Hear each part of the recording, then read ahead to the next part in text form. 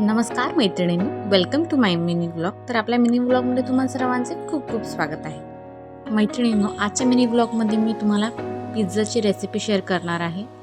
याचा long video आपल्या चॅनलवरती आहे, पण आता मी इथे शॉर्ट तुम्हाला शेअर करते आहे. तर इथे मी पिझ्झा बेस ऑर्डर करून घेतलेला आहे आणि यावर मी मेयोनीज लावून घेते आहे. आणि त्यानंतर आपण यावर टाकून देणार आहोत पिझ्झा पास्ता सॉस.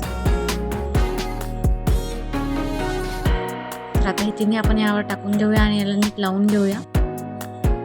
आणि यामध्ये शेजवान चटणी पण होती, ती मी यूज केलेली आहे. तुम्हाला जर स्किप करायची असेल तर तुम्ही स्किप करू शकता.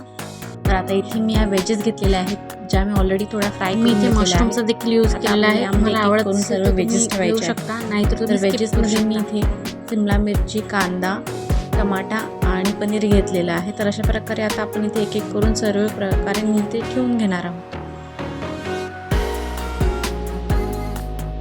तर आता आपण यावर एक चीजची स्लाइस आपण याच्यावर ग्रेड करून टाकून घेऊया.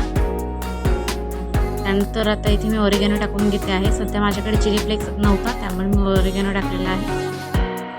आणि त्यानंतर मी इथे याला बेक करून घेतलेला आहे 1 ते 1.5 मिनिटांसाठी.